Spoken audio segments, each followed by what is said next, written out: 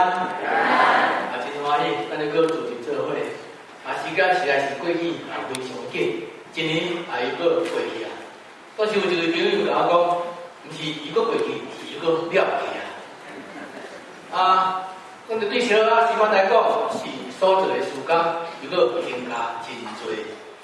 小学时班的时间，事工能真是顺利，拢是要感谢咱的姊妹。